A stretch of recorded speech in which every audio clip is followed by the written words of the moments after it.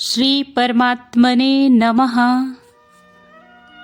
श्री भगवान बोले, हे अर्जुन, तुझ दोष दृष्टि रहित भक्त के लिए इस परम गोपनीय विज्ञान सहित ज्ञान को पुनः भली भांति मैं कहूँगा, जिसको जानकर तू दुख रूप संसार से मुक्त हो जाएगा।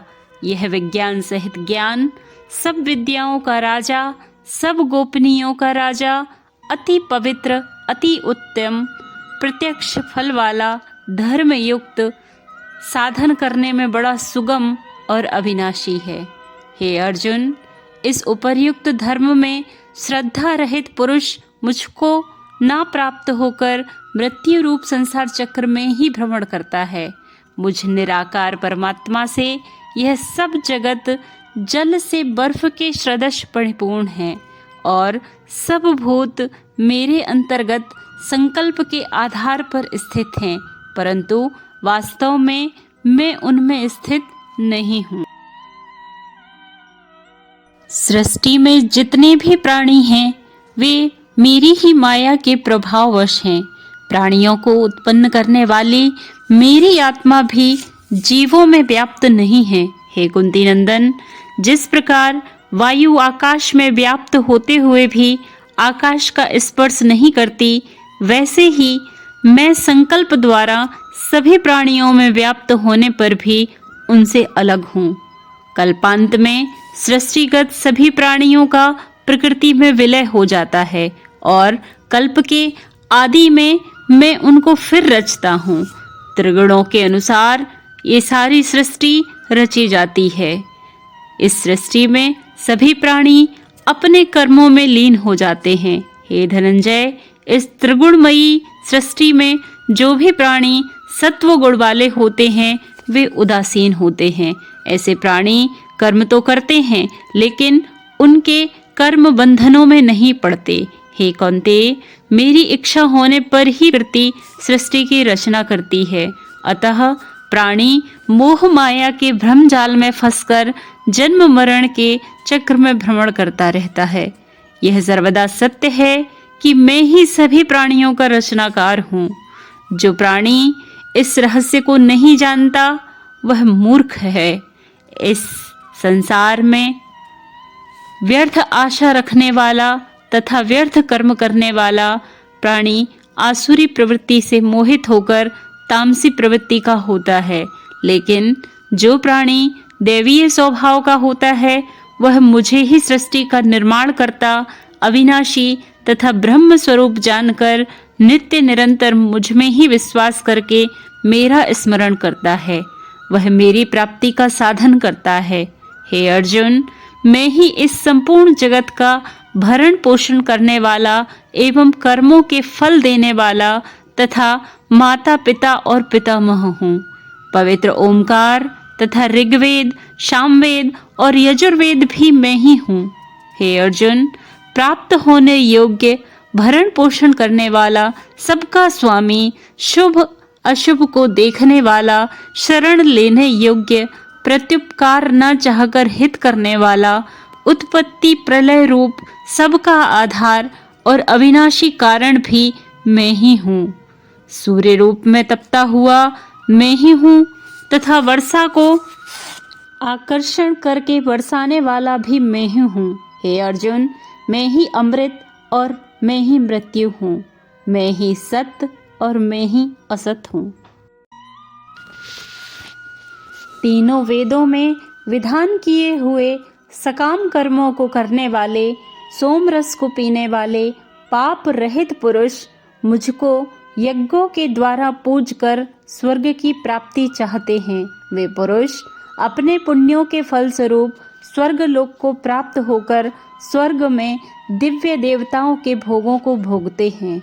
वे उस विशाल स्वर्ग लोक को भोग कर पुण्य क्षीण होने पर पुनः मृत्यु लोक को प्राप्त होते हैं। इस प्रकार स्वर्ग के साधन रूप तीनों वेदों में कहे हुए सकाम कर्म का आश्रय लेने वाले और भोगों की कामना करने वाले पुरुष बार बार आवागमन को प्राप्त होते हैं, अर्थात पुण्य के प्रभाव से स्वर्ग में जाते हैं और पुण्य क्षीण होने पर मृत्यु लोक में आते हैं। जो अनन्य प्रेमी भक्त मुझ परमेश्वर को निरंतर चिंतन करते हुए निष्काम भाव से भजते हैं, उन नित्य निरंतर मेरा चिंतन करने वाले पुरुषों का योगक्षेम मैं स्वयं वहन करता हूँ।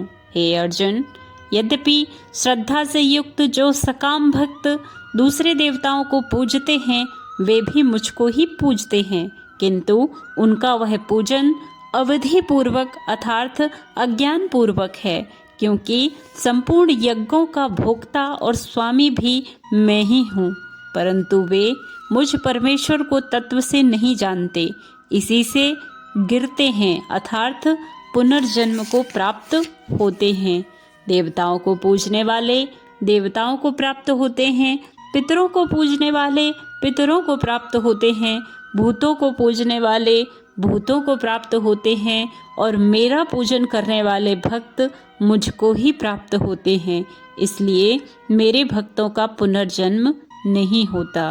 जो कोई भक्त मेरे लिए प्रेम से पत्र, पुष्प, फल, जल आदि अर्पण करता है, उस शुद्ध बुद्धि निष्काम प्रेमी भक्त का प्रेम पूर्वक अर्पण किया हुआ वह पत्र पुष्पादि में सगुण रूप से प्रकट होकर प्रीति सहित खाता हूँ।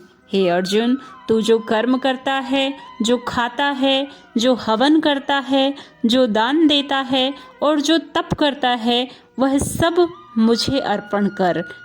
इस प्रकार के अर्पण भाव के उदय होने से संन्यास वृत्ति जागृत होगी तथा तू शुभ अशुभ कर्मों के बंधनों से मुक्ति पाकर मुझको ही प्राप्त हो जाएगा। मैं सब जीवों में व्याप्त हूँ।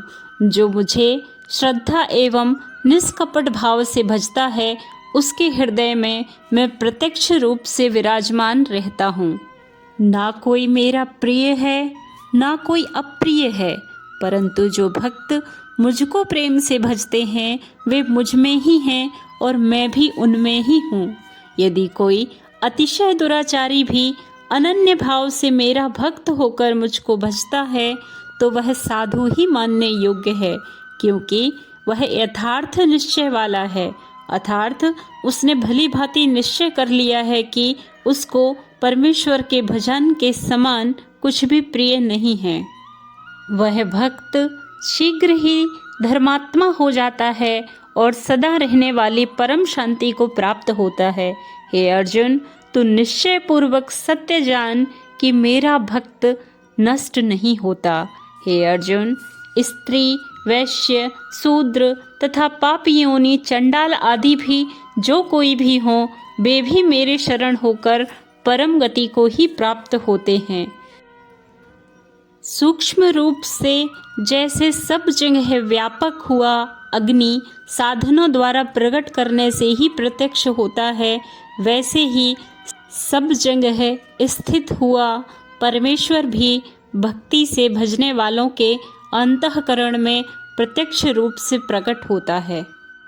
इसलिए हे अर्जुन, तू इस सुख रहित और क्षण भिंगुर मनुष्य शरीर के प्राप्त होने पर निरंतर मेरा ही भजन कर।